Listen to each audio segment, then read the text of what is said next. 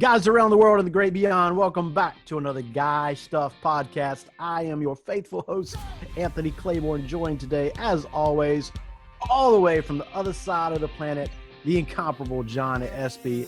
How you doing today, John? What's up, my brother, man? It's good to be back in here with you another day, another dollar, another whatever, Corona day. I don't know that we make that much off the podcast. We made $1. We made almost $1. We made almost $1. We made almost $1 on it. $1. I think it's worth it. If we've got to reach people all over the world, and we made $1. We thank both our listeners. Exactly. So, anyways, but we're joined today by my good friend Josh Stone. Which that alone is a cool name, Josh Stone. I tried to look at. Let me look up this dude. Let me look Josh Stone up, and it kept coming up Josh Stone. I was like, "Yep, this Joker's a rocker, man." Well, actually, he kind of was, and we'll talk about that today. But Josh Stone is the founder and ministry leader of a really cool ministry called Outward Conversation that focuses on the power of your story as it relates to sharing the gospel. And for us dudes who are Christ followers, a lot of times guys are like, you know what, that's a personal thing. That's not, that's a personal thing that is just me and Jesus. I'm not going to bother people about that, but the world needs to hear your story. And that is what Josh is all about. Mm.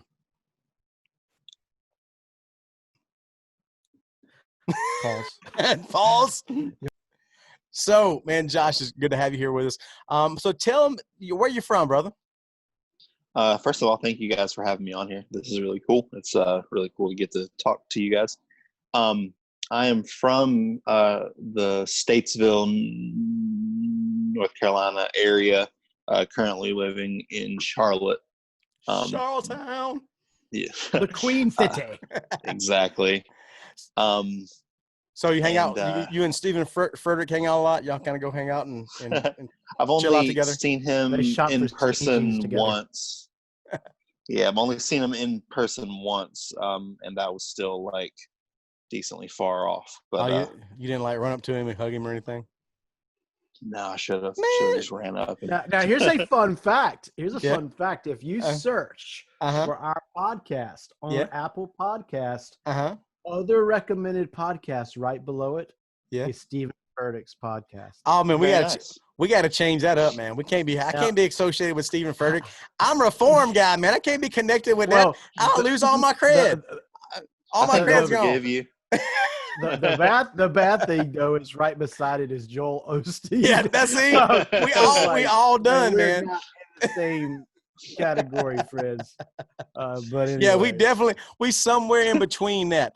Joel Osteen and Stephen Frederick. That's kind of we're like your best life now. Maybe that's what I'm going to tell people when they ask me what this podcast is like. I'm like, well, it's somewhere in between Joel Osteen and Stephen Furtick. Exactly, somewhere in there. Just find that middle ground. It's the love child of Stephen Furtick's podcast, Joel Osteen and Joe Rogan. It's like a throuple happened. And they don't know, nobody can figure out who the daddy is. Exactly. I can see a little bit of that. But see, the thing is he has your nose. Yeah. That gives me some really weird visual images that I want to go away. I gotta Clorox your brain. But I tell you this, I was online last night talking about looking like somebody. And I love The Weeknd. You ever listen to the music, the group, I can't even speak. The Weeknd, the group The Weeknd, right? I've heard their popular songs, I guess. All the clamped. The clamp. Talk amongst yourselves. Anyway, so I was watching the video Blinding Lights. I love that song. It's nostalgic. It's just, everything about that song I love. And I was watching the video, and that cat looks like my dad in the 1980s. I was like, that's awesome. He can me somehow. We can somewhere down the line. His face structure, his bone structure look like my dad. The mustache, everything, man. So I'm just saying, time travel has been proven. I'm telling you, So man. that's why you like that I'm band just so kidding. much. That's what it is, man. That's what it is. My daddy is what's his name? What's the real guy? His actual name?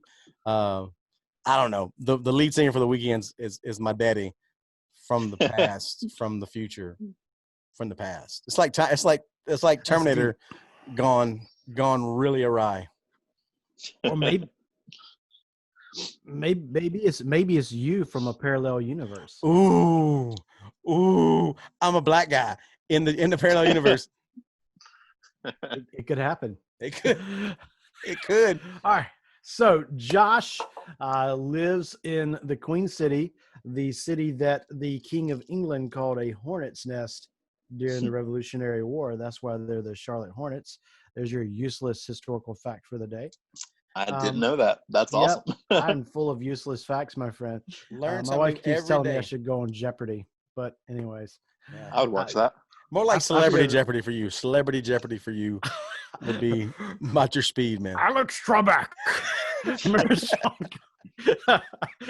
Your mother, Trebek. So Anyway, so all our hopes of having any of like reformed, mega, uber conservative pastors have gone out the window in the first 5 minutes of this podcast here. Like, well, see, they can't be angry because we've picked on everyone now. So that's true. well, you can't say we targeted anybody. What if they were predestined to be on the show? Exactly. Then they can't do anything about it. That's what I mean. I reached out to Vody. I'm like, hey, Vody Bacham, that's my dude, man. I love Vody. Jiu-jitsu guy, reform guy, uber conservative. Love him. Reached out to him. He's unghosted me, man. He ain't responded or nothing, man. So Vody, he didn't even be like, no, I'm good, buddy. I think I hard pass on that. Nothing. He just ghosted me. So if anybody knows Vody, be like, hey, look, dude, these guys want you on the podcast. Straighten them out. So Josh is speaking of music. Josh is also a musician, although he plays bass. So I don't know if we really is that really a musician. But if I could actually play, I would say yes. But the amount of bass that I can play, no, it's not a musician. The big thing, all you got to do is know how to read tabs. I mean, which are actually from the Renaissance era. Just saying, there's another useless historical fact.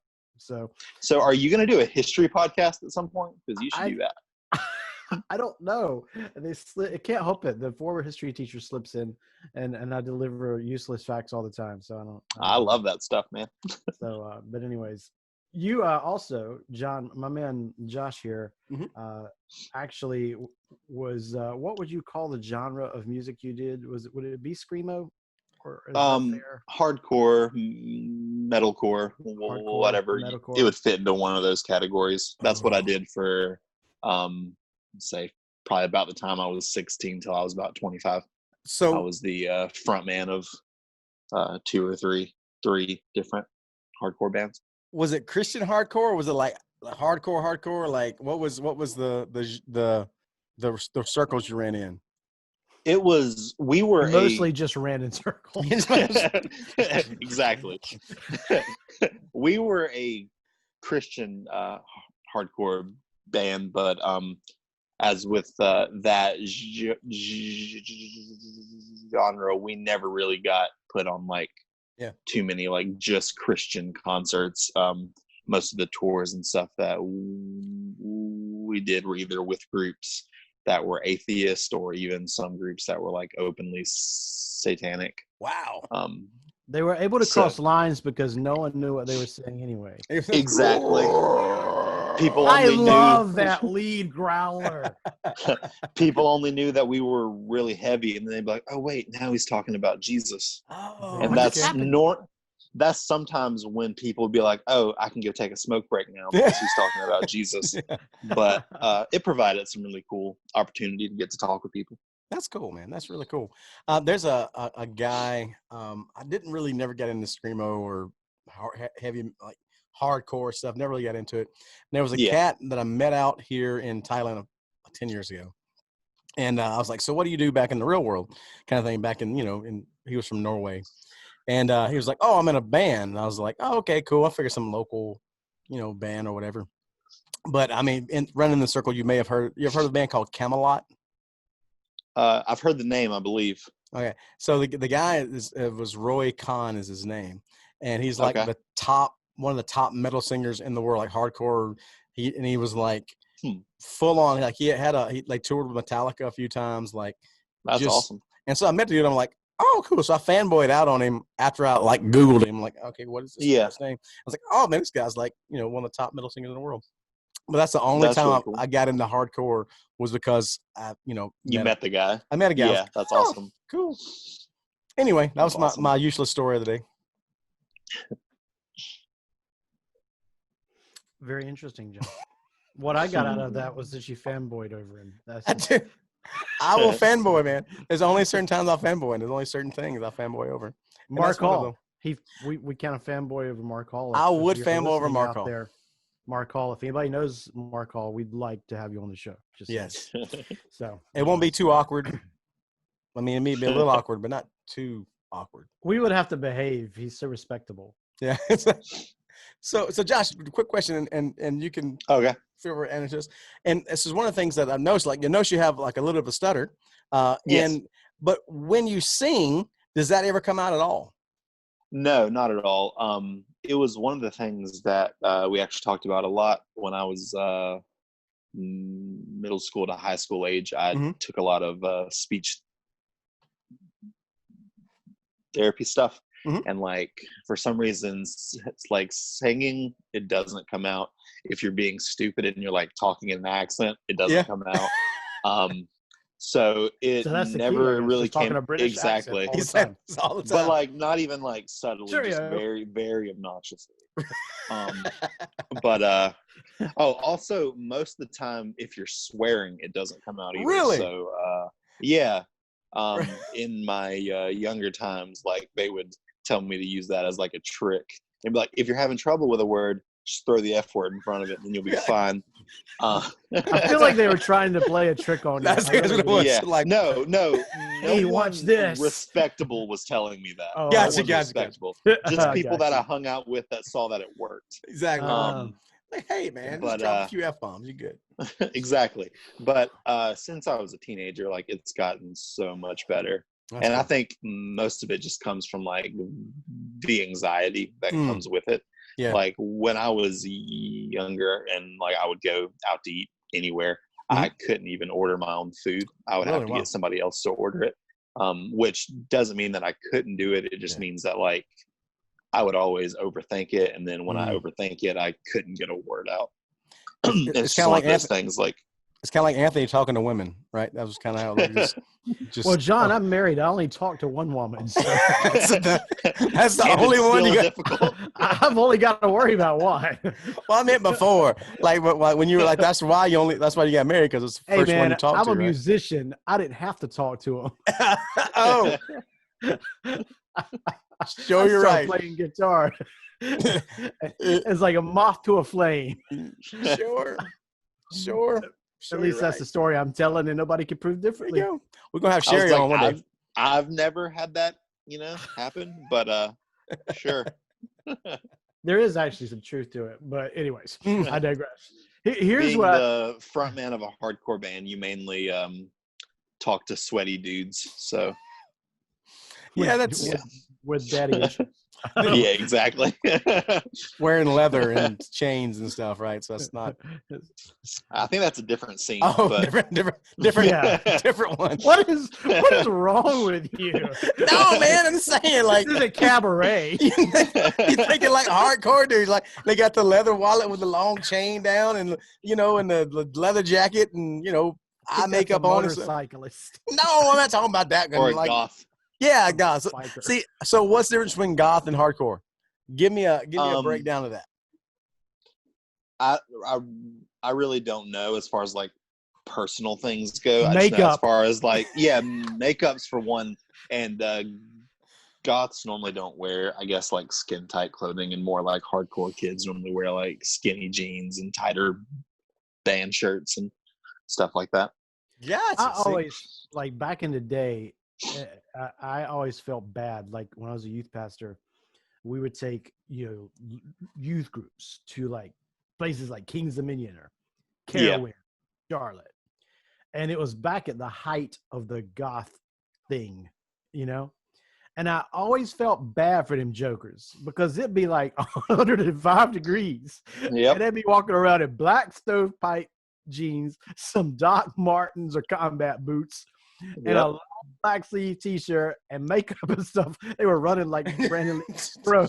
Like, just one day. Why are you even here? Yeah, just one day, just put on a white short sleeve t-shirt and some khaki charts. Yeah. You know, just one day it won't kill you. You'll be all right. Yep. You can still wear your nose ring. It's okay. We'll know that you're cool. It's good. Anyway, I never got into goth stuff, and I got into some emo music in the early 2000s when the emo. I think everybody did. Emo music. A little AFI. I got a little AFI. Like, I mean, I tell you the story. It's not a good story, but it's a story. I still love Dashboard Confessional. Oh yeah, not bad. Yeah. So I was listening. The first time I ever heard AFI. If you don't know, people listening, they're like a really emo group back in the early 2000s. And they had this song called "Silver and Cold," and that came out. And I remember watching it on MTV. I was like walking through the living room, and it was playing. I was like, "That's a cool song." I started stopping and watching it, and the lead singer, is on the video. I was like, "Oh man, she's kind of cute in a weird goth kind of way." And then I realized that's a dude. That was the day his life changed forever. Exactly. I was like, no, I got to go to counseling now. Don't feel bad. That happened to me with Poison back in the 80s. Oh, jeez. I saw the album across the store, in the record store, back when they had record stores. And I saw him at a distance, and I was like, holy cow, this is like a band full of chicks. And I got closer and closer. It was like, holy cow, they all have Adam's apples. Ah! And that's the day Anthony started counseling as well. Yes, indeed. So speaking of, here's what I think is really cool. I love Josh's ministry. I love what God is doing with him, and there's several layers to this I'd love to unpack with you. First, you and I, when we talked before, we talked about speech, how it's interesting. You talked about how you kind of related to a specific biblical character, who, when God called him, he was like, I'm not really much of a talker. Which may or may not have been true with this particular guy. We don't really know. He could have been trying to cop out, for all we know. We don't know. But you talked about that. Share a little bit about that, how God has, what it's like to be, fighting, dealing with that, and overcoming that, to be a mouthpiece for Christ. Yeah. So as we already talked about, some touring and playing in multiple hardcore bands, normally I would speak for 3 minutes at the concert, typical Christian band speech. Hey, this is why we play. If you want to talk to us after the show, blah blah blah, that typical thing we've all heard 1,000 times. But so I would do that, and then the church that I was going to at the time, the pastor told me, you know what, you're called to preach. And I laughed in this man's face, like, loudly. And he did not give up on that. He was very hard-headed and stubborn, and I love it. But he kept telling me, no, you're called to do more than just speaking at these concerts. You're called to preach. And I was like, are you kidding me? I'm a kid with a stutter problem. Like, no, I am not called to preach. And just kept going like that. And he would schedule me to preach at our church, and I just wouldn't show up. And he would be like, great. No, next Sunday night you're going to preach. And I'd be like, well, next Sunday night I'm not going to be there. And this would go on for some time until he was like, okay, will you just help teach the youth group next Sunday night, because the youth leaders are going to be out of town. And at the time there were like 5 kids in there.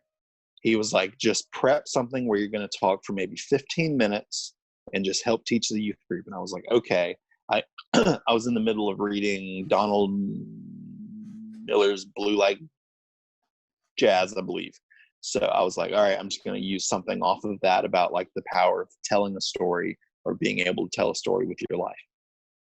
So I prepared something that was like 10 minutes long, but my goal really was sitting with high school kids. I was just going to be like, hey, how's everybody's week? All right, let's talk about nonsense for 30 minutes now and then say we did stuff.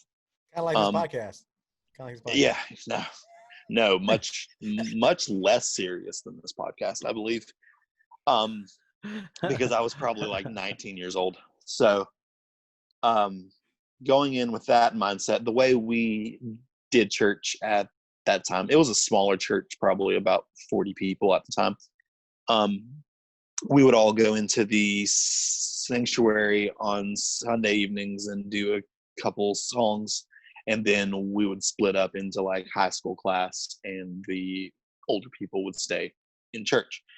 And so we go in there, we do a couple songs, and then the pastor stands up and he's like, all right, before we split up today, I just want to say that we're all going to stay in the sanctuary today, and church is going to be led by the youth group.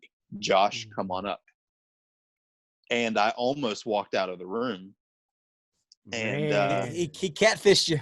He catfished you exactly. Right there. First case of catfishing right there. So I went up there and did the little 10-minute thing that I had planned for the high schoolers. And I don't remember anything I said, probably nothing of any value.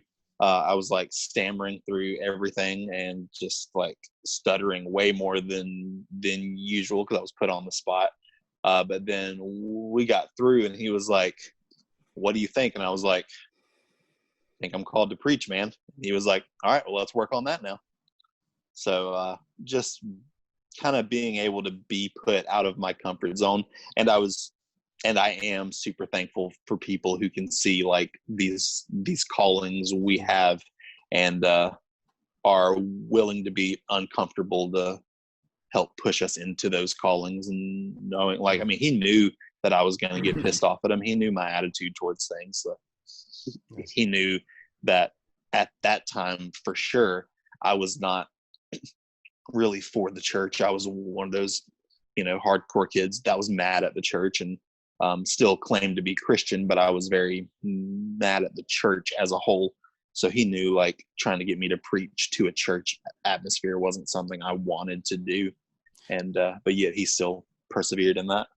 That's one thing that you mentioned there, like the power of somebody to speak in that can call the things out in your life that they see. Yes. To call those good things out. That people can see that, man, that's a huge blessing. And I think that's part of a spiritual gift that of discernment, man, is to look and say, man, I can see the calling in God's life of anointing and of God on this person in certain areas and calling that out, man, that's a huge thing, man. And and just to be encouraged by people to do that, man. And like I said, to have that patience and that perseverance is huge, man. I know there's kids that I worked with youth for a while back and when I was in Mississippi and at our home church there. And man, that, you had to have that patience, that perseverance, that to keep, drawing out that goodness, even when they were going out the other way, you had to keep having to pull that, like, no, this is the good I see in you, and keep calling them to that and reminding them of that.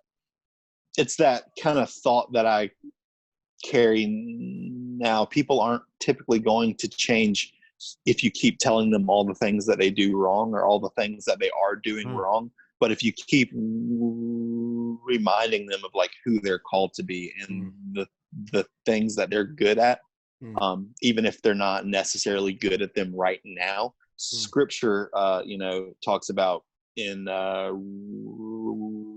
Romans, I believe, where Paul says, speaking of Abraham, when God called him a man of great faith, that and whenever God said that he would be the father of many nations, that God was speaking things into existence that did not currently exist. And I believe that as Christians, we have that power to do that for other people, where if we see callings in people's lives, we can literally speak that into life by just reminding them, like, hey, this is something that you're good at because God has put this in you.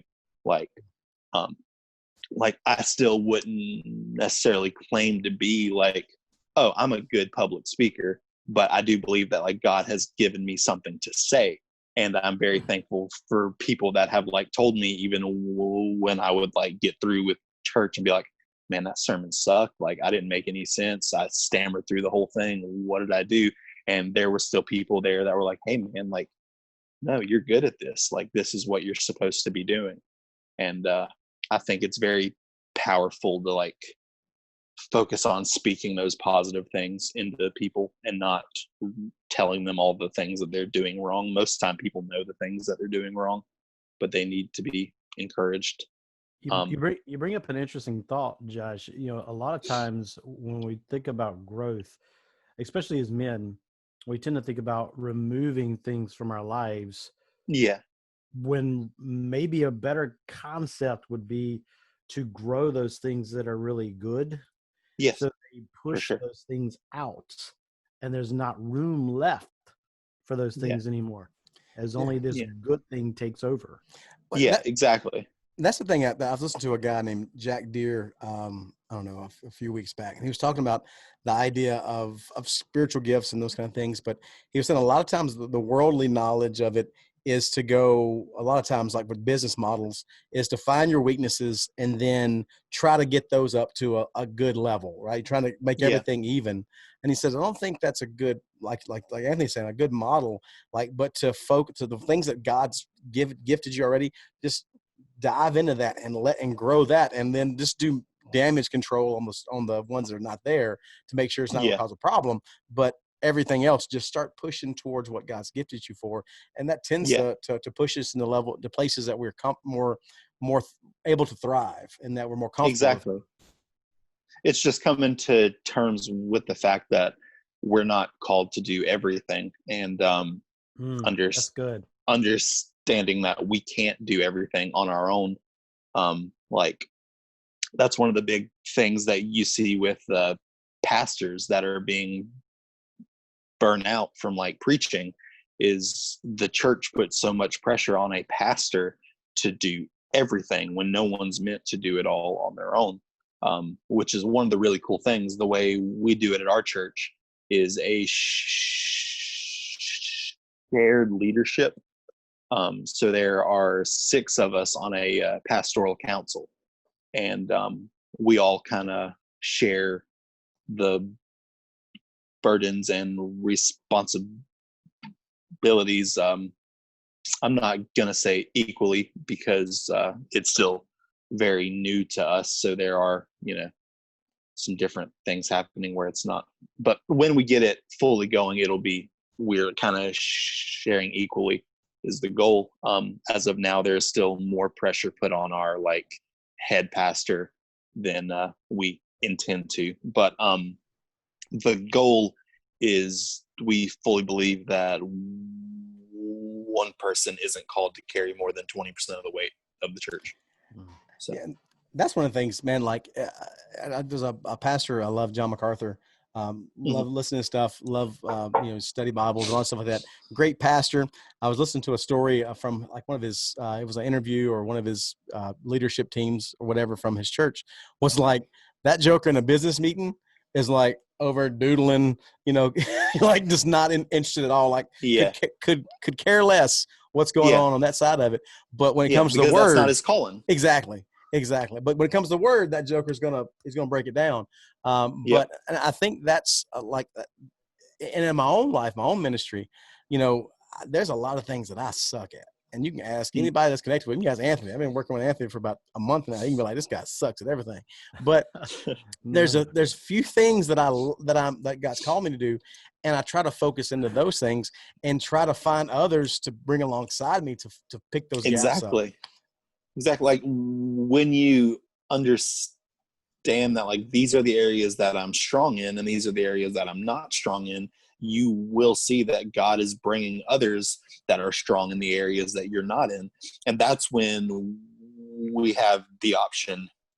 Do we partner with these people like we're called to do, or do we view them as competition, or do we get envious or jealous of the fact that they can do the things that we can't do, or that they're called to, be something we're not, or they're strong in an area that we're not? And I think a lot of times we see people get envious, jealous, and it becomes more of a competition than a partnership, which is very sad to see. You hit on a really good point. And for men, for guys, if we're honest, that is a huge struggle. I coached, I coached high school soccer for about 18 years and a few years of middle school in there, which is a whole different animal. But you would see that, and you'd see that constant struggle. Not as much with my girls' teams, interestingly. Interestingly, my girls' teams, they were like, they freaking kill you on the field, but they would come together faster as a unit to function. And the guys, I would almost have to like break down all their egos and then build them back up, and until they could become one unit and function as one unit with everybody doing their specific role. We dudes are hard-headed as crap. And I'm not hard-headed at all. Not at all. Get Chrissy in here. Let's ask her. But there's so much that we could be accomplishing for the kingdom if we wouldn't worry about who got the credit. Yeah, and if we would just partner and not try to take on everything on our own, and also think that we're screw ups if we can't do it all on our own. Like, oh, if I can't do this, I'm going to be seen as weak. Yeah, if I let's have to deliver ask for you help from that. Hey, you are a screw up. Yeah.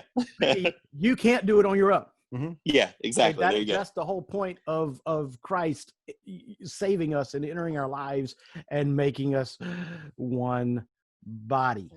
Yes, that we need each other. Yeah, exactly.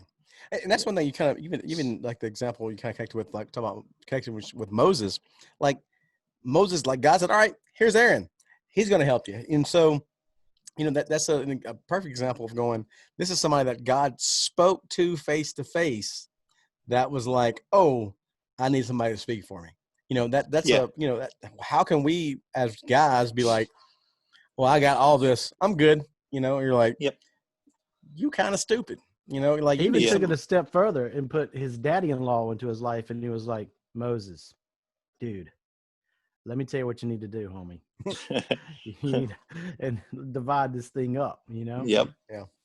And that's the thing I think with our lives and our heart, and as a church and as a body, we're a body, and like the Bible says it all the time. Like we're hand can't be a foot, an eye can't be. These things aren't meant to do the same thing. Everyone can't produce a high quality podcast. They can't, and obviously we can't either. We just keep coming off. So I don't know. We just keep trying. See, there's one thing I will say, like, and this is my own, speaking to my own self, but also speaking to men out there. If you see a gap, if you see a need, and you out there complaining about it, maybe you should be the one filling it. And this is one of the things that got me into ministry in the first place, was they needed an RA or a vacation Bible school teacher for the like 5th and 6th grade boys. And they were like, hey, we don't have anybody to do it. And I was like, I am the most unprepared, unorganized. Mm-hmm. My mentality is about 1 grade higher than them. Perfect. Yeah, but I was what like, could go wrong? Exactly. Someone they can relate to, right? Exactly. It's like we would be a kindred. But I said, okay, I'll do it. And that's what got me into ministry.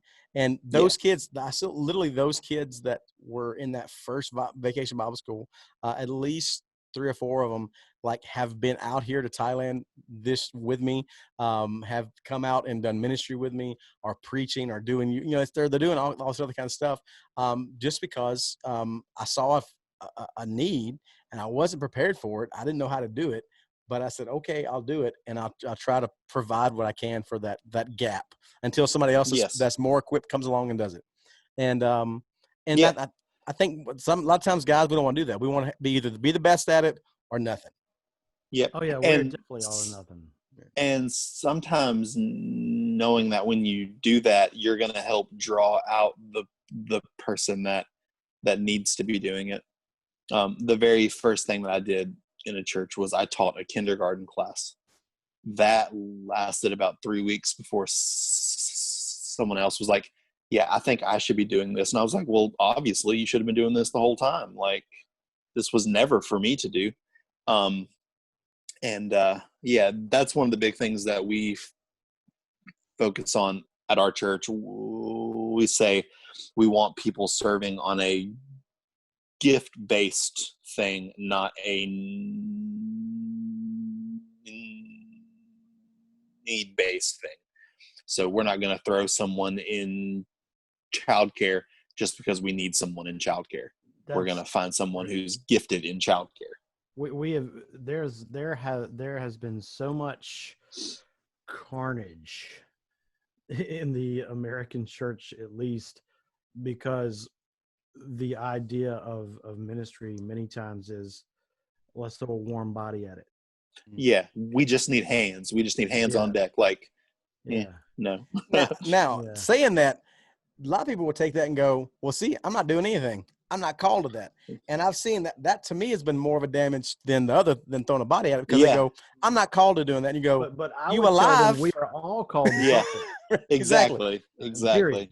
I mean, when you, this is my belief personally, when you are saved and you are indwelt by the Holy Spirit, you are supernaturally, the gifts you have within you are turned on.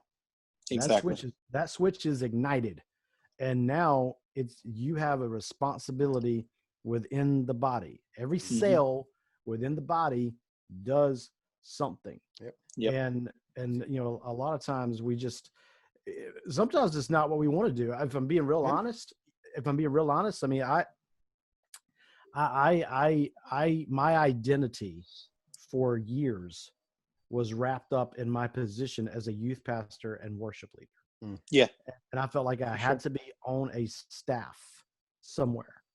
And a few years ago, God directed me to step down where I was. And for those last couple of years, I've been like, what am I supposed to be doing, God? What am I supposed to be doing? And in all sincerity, I know we're like crazy and we act silly, but I feel personally the freest in ministry that I have felt in my entire life. Yeah, because you're not tied to any certain thing. You're able to do what you're passionate about and what you're called to do. I think mine was kind of the opposite. I was very wrapped up in the hardcore touring scene and all of that. And people still tease me now because I'm almost 28. And it was probably like when I was even 24, I told people I will never be on staff at a church. You will never see me working for a church. Like, I'll go to church, but you will never see me on staff at a church. And, that's kind of my job now is I'm on the pastoral team at the church on staff and the I guess traveling speaker as well of the church. And it's just something that, like, if you would have asked me, is this something you're gonna do one day? No, of course not. But God normally takes that stuff and he's like, yeah, you'll see. Well, you hit on a couple of things. One earlier, you said that when you did your first lesson, you were reading the book Blue Like Jazz.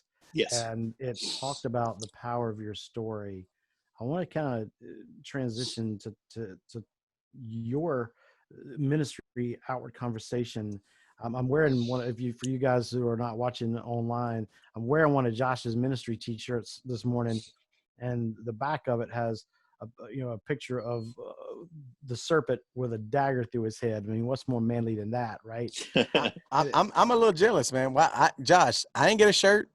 Okay, so what I need to do, since it would cost me a lot to ship you a shirt, is I need to just come over there Come and on. bring one with me. I'm telling Yeah. you. There you go. Come So on. you need to tell me how we can make that happen, because You go one, to- I love what you're doing. You go to delta.com and say, when's the next flight out? And then you get on And it. you stock up on Corona mask. Yes. No, but I'm for real. Let's make that Hey, happen one come day. on, man. Well, we actually, Josh, in all sincerity, we're, one of the things we're doing, we're going to be putting a crew together to go over there, and perhaps Cool. we might even, who knows, we might put together a whole team, John, out of Come the on. guy stuff. It'd be a guy stuff team trip, man. That'd be stinking awesome, trippy, man. right? I Yeah. love that, man. That'd be All great. of us Count me traveling. in. Be a group of over like there. 35 misfits just raiding the plane. It'd be great. So, John, I think you were going to ask Josh something, and so I want to. I can't remember. It's all right. About my All right, cool T-shirt. deal. About my thing with my T-shirt. I want where's my T-shirt? That's what I'm worried about. So He's gonna see you the graphics and let you get it printed. It'd be like interesting, but your ministry is all about the power of your story, and that Yes. it's interesting to me how God used that book that you read a long time ago Yeah. to spur what you do now. Can you talk to our guys about exactly what that looks like, what that ministry is, and how you are engaging with people with the gospel? Yeah. Well, for a starter on that, as with probably most people, guys for sure, like I've always loved stories, like any sort of like, heroic story. Grew up, Braveheart, the Patriot, like all of those, like you just loved a good you just loved a good heroic story. My dad was all about Steven Seagal, Chuck Norris, Bruce Lee, any of those like things. My dad grew up, this is getting off topic now, but it's fine. My dad grew up in the Philippines, and he was there till he was 14 years old, and he was trained in the same sort of martial arts as Chuck Norris and Bruce Lee. So I would just like walk through the house as a kid and walk into the kitchen, and he would like sweep my legs out. He'd be like, "Always be ready." And I'd be like, "Ready for Sweep what?" Like I was just going to get some cereal. I don't feel like I had to be ready right now. I think your dad was just. I don't think you ever trained. trained. I think your dad was just like to kick the crap out of you, like just to sweep your legs out. Like, oh yeah. I have so many questions now. To be fair, I've done the same kind of stuff to my son his whole life. Pretty much. But so with that, I've always been drawn to like stories. I've always been drawn to whether it's like heroic stories or stories that tell people, going through really tough times. I've always been drawn to stories. They just like captivate me. And so whenever I was reading that book, and in Blue Like Jazz and the book that he wrote after Blue Like Jazz that I can't remember the name of right now, it has a lot of numbers in it, like 1,000 miles in a million years, or a million miles in 1,000 years, something like that. He talks about like, what if your life was on the screen? Like, what kind of story would it be? Would it interest people? Would you be the good guy? Would you be the bad guy? Like, who would you play in this story? And just I that would be an anti-hero. exactly, the unwilling hero. And just like that thought just like blew me away, like that my life could really have that impact on others. So I kind of, I guess, didn't actively think on that, but I guess that was just kind of stuck in my head for some time. And then in 2015, I went to Peru twice. And during the time that I spent there, God was just really speaking into me about like my personal story and the things that he had brought me through. And that's when I kind of felt the calling to teach, even after that thing that happened at church, where I kind of like got up and spoke. Like, I still wasn't really actively pursuing it. I was just doing it whenever that church would ask me to. But this is when I actually felt like speaking in other churches, or speaking to different classes, or to house churches, whatever the case. This is when I actually felt like I had something to go say to other people when I got back from Peru. And while I was there, I was just kind of praying, like, okay, God, like, what do you want me to talk about when I get back? And he was just like, talk about the things that are personal to you. Like, you can talk about all of these other things, but people want to hear your story. People want to hear the things that you've been through and the things that you've overcame, obviously through Christ, because there's no way that I would be able to overcome these things on my own. So just kind of going through like my personal story, you know, a lot of anxiety, depression, suicidal thoughts kind of ran in my family, and just a lot of stuff like that I never, at the time I was like, but like Christians don't really talk about these things. And God was just kind of like, yeah, that's the point. Like, go talk about these things and let other people know that it's okay to talk about these things. And I'm not saying, you know, all Christians don't talk about these things, but where I grew up in the Bible Belt, very traditional churches, like the church that I grew up in, mental health, I don't believe was ever spoken about. And even the idea now, I'll hear some pastors in our area talking, and I'll never forget this. This was just like last year. I was out to eat with a good friend from my church, and we were sitting there, and these two guys were at the next table over, and I heard one of them talking about how he was a pastor of a church in the area. And then he began speaking about one of the members of his church that had started seeing a Christian therapist. And then the words he said, I don't know, I just thought he was stronger than that.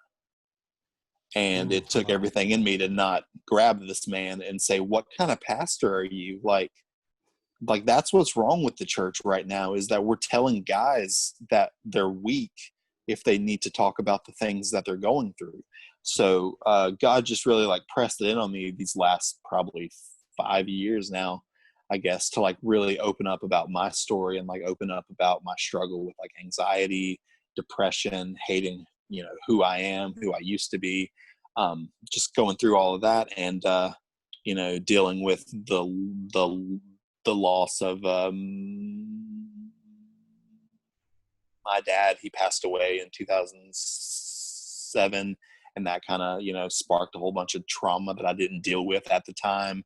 And that's kind of what I was hitting on before we started this, is like one of the biggest topics that we talk about is like not hanging on to past traumas, and like learning that cliche of like time heals is complete bullcrap. And like time doesn't heal anything unless we start the healing process. You can be 60 and you still have to be healed from something that happened when you were 5 years old if you haven't started that healing process. Yeah. So that's one of the things I think that you touched on there that was really good, is the idea of as guys in the church, we tend to like have, I mean, I suffer with anxiety, you know, for years. Anybody that knows me knows that. But there's this point where we want to push that down. We want to like just kind of suppress that down. All right, when that comes up, and that's what I think a lot of guys like that are kind of on the edges of church, if you wouldn't call yourself a you call yourself a Christian and be on the edge of it, was turn to alcohol to suppress that, to cope with that. And that's when a lot of other coping mechanisms come in. And instead of dealing with it, instead of going, like my own story is, I hated therapy. I thought therapy was the dumbest thing in the world. I wouldn't go to marriage counseling for a long time. Like, they were stinking quacks, right? And some of them are. I'm gonna tell you right now. Yeah. Some of them jokers, dumb as bricks. Don't need to go to them, right? But some of them know Jesus and love Jesus and know the Lord, and also can help you walk through things, especially as a couple, especially as dealing with trauma and those kind of things. I mean, that's there. God's given us a way of doing that. We had a guy on a couple of days ago. Yeah, we interviewed a few days ago. Yeah, good buddy of mine who's a counselor, and man, it's just, you know, God's gifted him to be able to help guys through things. And I think that's one of the things that, you know, I'm glad you're doing these things to get the conversations going with guys to go, hey man, this is something we should have to deal with. And if you, like you said, if you don't deal with it, you're going to be 60, 70 years old and still going to have the same issue, the same empty pit in your stomach kind of thing you have when you're 12, Yeah, exactly. Go ahead. I was just gonna say, one of the things that like obvious is like, we're probably always going to be going through something, but we don't always need to be going through the same thing. Like we should be able to progress, and like, life's never going to be absolutely perfect, but if we're still going through the exact same things at 40 that we were going through at 20, then like it's because we haven't dealt with something. There's a lot of stunted emotional and spiritual growth in the realm of manhood. Yes, for sure. And there's a lot to unpack here. A couple of things that come to my mind, thinking about the pastor, we'll use that term loosely, who said that about the guy. I look at scripture and I think about scripture, just a few examples, like Elijah, right? Elijah takes on the entire brigade, the whole platoon of the prophets of Baal, shows them fools up, makes them look like complete morons. Great victory. And then slaughters them. Great victory. But if you read on a short time after that, my man's literally suicidal. Like instantly, like the next chapter. Yeah. Like he wanted to die. You think about Jonah, who ran from God. Finally, after being set aside for 3 days in what had to be a really smelly situation. Oh, well, you started something on this. We're going to chase a rabbit real quick. I think, and this is it. And I would chase that rabbit. Scripturally, Jonah died. I think he's dead. So I think God killed his butt and then resurrected him back to say, all right, you're going to do what I told you to do. But anyway, that's kind of beside the point. I can get behind that. Yeah. You know what I'm saying? But the idea of he's and he was still depressed. Exactly. Come back from the dead. He was still suicidal. I'm like, woe is me. This thing hasn't. I told you wasn't going to do nothing, God. I told you wasn't going to destroy these idiots. And then I haven't really studied into that a whole lot, but I have heard a lot of parallel teachings of like the 3 days in the big fish and the 3 days in the tomb sort of concept. Everything I know about it, I learned from Veggie Tales. Yeah, same. Veggie Tales. So if you look at so it says that Jonah was in the depths of Sheol. I can't remember one of the Psalms or one of the verses Scripture talking about, but he went to Sheol, and that's the land of the dead. So the only way you can go to Sheol is if you dead. And so, and I think he did. And then God used spit him back up. All right. Yeah. You're going to listen to me now? Totally aside, and we'll jump back in. It actually makes more sense than him just hanging out in the belly for 3 days. Yeah. You know what I'm saying? I mean, it makes more sense that he's like dead. Yeah. It's not less which actually supernatural. shows some mercy. Yeah. You know what I'm saying? Yeah. That's actually kind of merciful, because it would suck living in something's belly for 3 days. I mean, I know what mine's like after Taco Tuesday. I can only imagine what some big old fish is like. Yeah. Acid. Yeah. There's a guy that there's actually pictures of a guy that got swallowed by a whale or something, and I think either he died, basically. Yeah, like bleached him and like messed him. Like he was messed up, man. But but anyway, but said all that to say that that you can go through these amazing times with God, and then the next minute be just completely wrecked, and on the edge of wanting to throw your life away. Yeah, which is just proof that like we need each other. One of the biggest things that we talk about at our church on the pastoral team, and it's been hard to do this with the recent shutdown of everything, but we have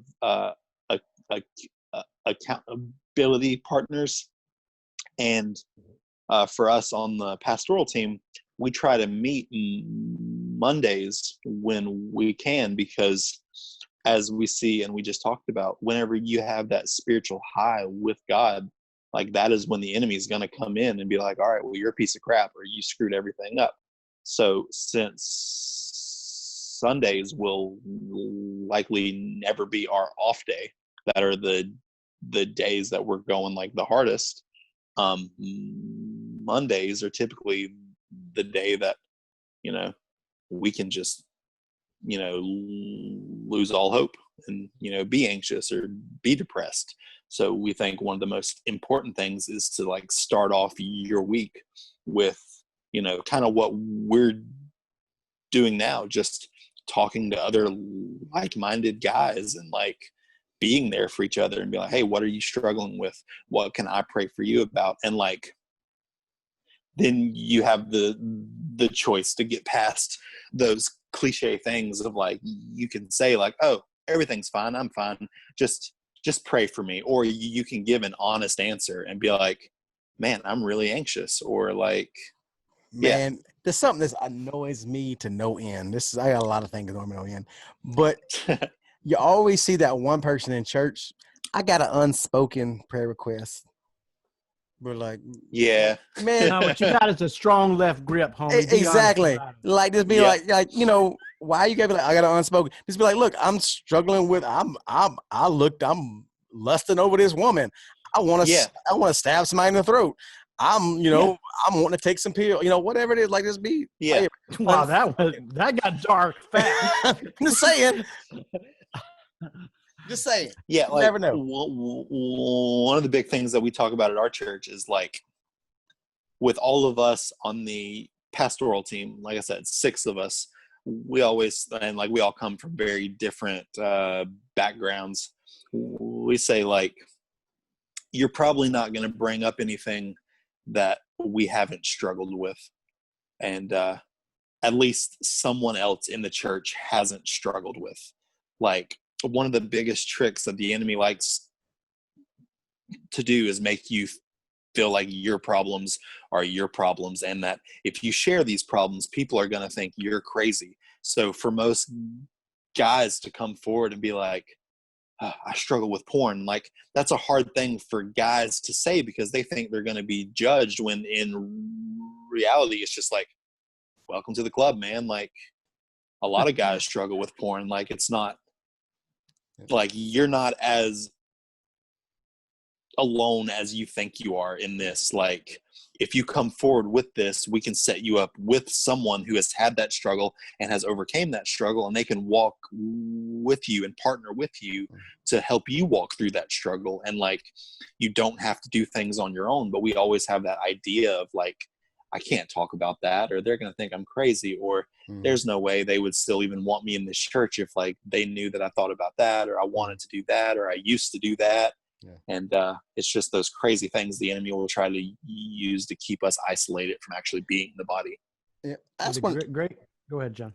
I was going to say that one of the things that I just looking from my own experience and stuff, like this in the past, I don't know, year or so, like the lie, no, not the lie, but the struggle I've had is not telling people what I've done. Cause I mean, I'm pretty much an open book on a lot of stuff.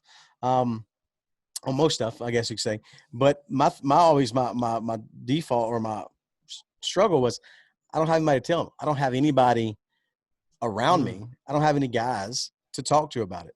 And part of that's a lie. There's plenty of guys around me that I could hopefully, reach out to. I have to make an effort to reach out to them. But 2, there is certain times in your life where you may not have as many people around you to have that support structure. So what would you say to people that are in that situation where maybe they don't have a really close group of friends, of guys, or really close in a church to really be able to come clean with a lot of this stuff? What would you suggest for them to do? What would be some steps that they could take for any of our guys out there that may be going, okay, I do want to open up about this, but I don't know where to do it or how to do it or really the way of doing it?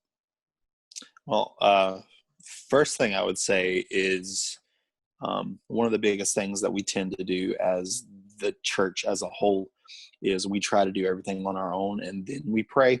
I would say start with prayer and really present to God, like, I want these people. I want people that I can be personal with. I want people that I can be transparent with. And like, God will bring you those people, and God will show you what you need to do to be able to interact with those people. And then second, since obviously if you're hearing this conversation, you are listening to this podcast. So if this is something that someone who is listening to this podcast is having an issue with, and they need people, man, reach out to us. Like, follow me online. Feel free to talk to me. Like, as you see right here, we can talk to anybody that's anywhere, as long as like there's internet or, cell phone service. Like, we're not alone. Like, if you need to talk to me and you're in like India or you're wherever, like, we can find a way to have conversation. Like, you're not alone. And you don't have to, well, I don't have any close guy friends that I grew up with forever. Like, no, we can make new friends right now. Like, that's what, if I can speak for you guys, that seems to be like what this thing is all about, like creating community. Absolutely. And I mean, join the community if you need it, man. Yeah, that is the heart of what we are doing, is trying to create that space. We say it all the time and we can't say it enough. We're not trying to replace the local church. That's not what this is for. But we're trying to strengthen men so they can go back to their local church and their families and be more effective for the gospel. And because of technology, man, God is really, for years, people were like, technology. I remember when like all this Corona stuff first happened, like somebody literally put this meme up, it's like pastors in 2010, Facebook is evil, pastors in 2020, join me online. And it's we have this opportunity. I mean, like John, most of you guys listening probably don't realize this from listening to me and John interact. John, how many times have you and I actually met in person? Once. That's been what, 3 years ago, 2 years ago? Yeah, something like 3 years ago. One time. We met one time in person, Mm-hmm. but we have a connection that God has forged. Exactly. Yeah, and it wasn't that long. Sure. We hung out for what, maybe 3 hours? Yeah. I mean, we went to Cracker Barrel to eat. Went to church, and Cracker Barrel. And then church, and then they were off to their next meeting, and I was home to a nap. So. I like it. It's true. So there are opportunities, and we actually are going to be creating more opportunities as Schtuff grows. And we're even talking, Josh, with software developers about an app Nice that will help guys who are struggling. And I'll talk more about that later on, but we're trying to just kind of create this space, because I believe strongly that, and you've said this several times, the greatest weapon the enemy has, and really it's his only trick, is a lie. Yep.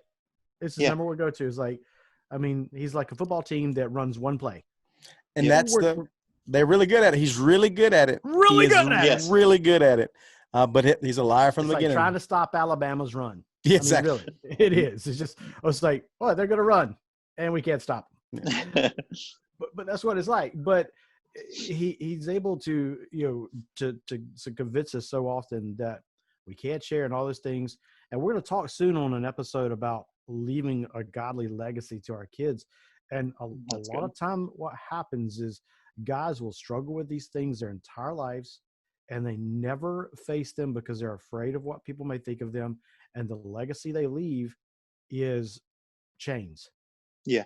And in my own life, I'll just be straight. I'm very honest, just like John. I just tell it like it is.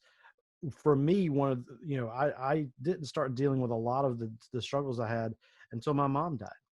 Yeah. I have had in the past a very violent temper that's laid dormant.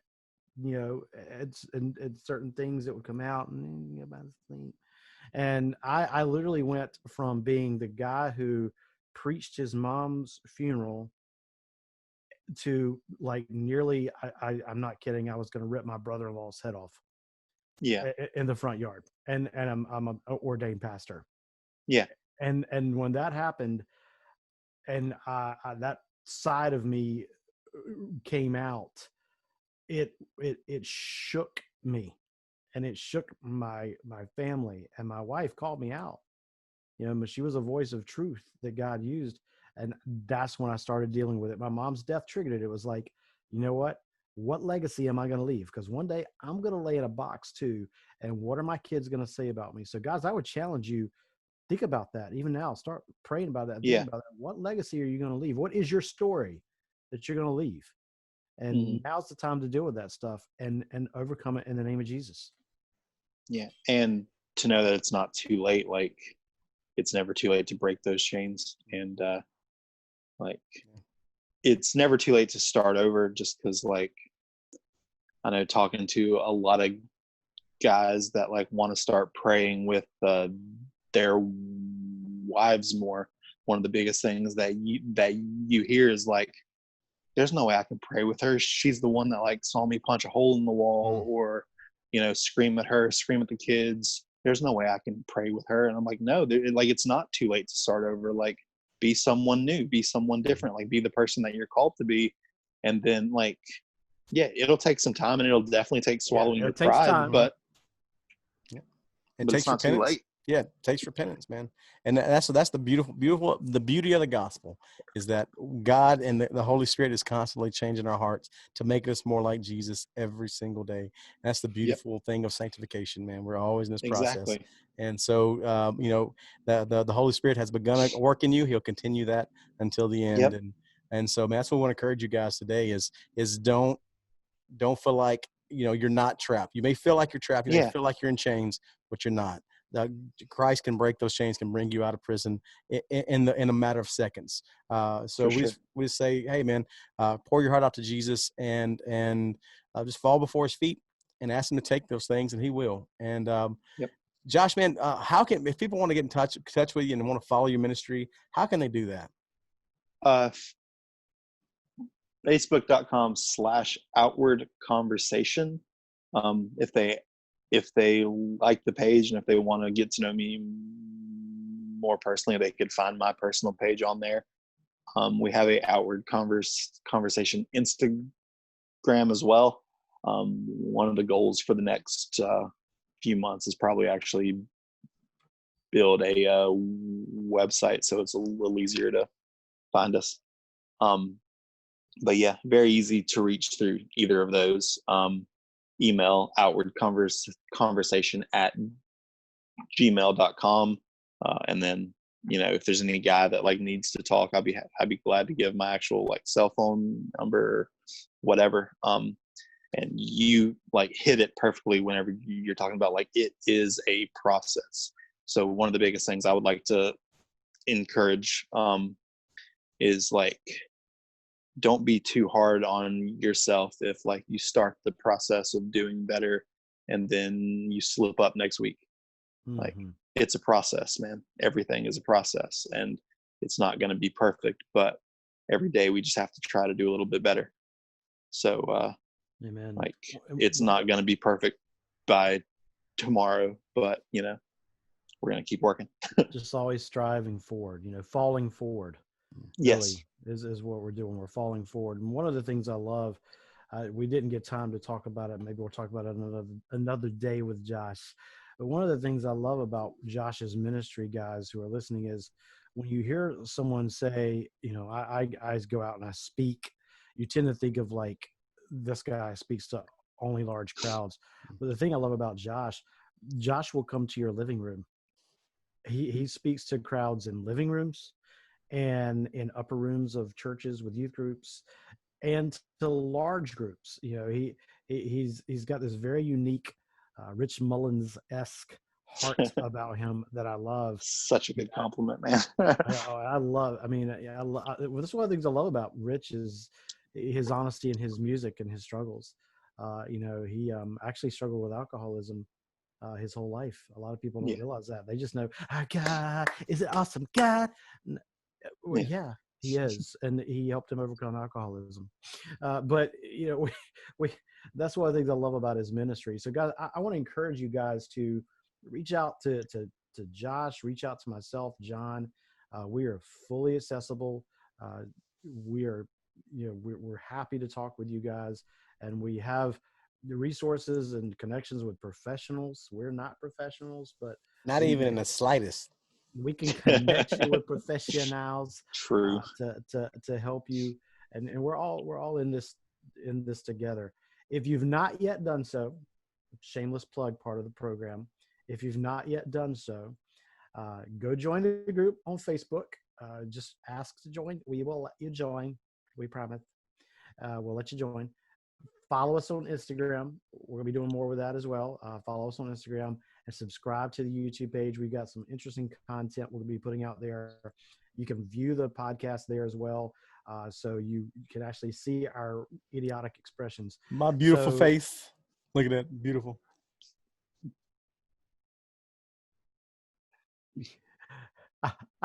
Yes, John's lovely locks. So, well, thank you guys as always for hanging out with us. God bless you, and we will talk to you again soon. Peace.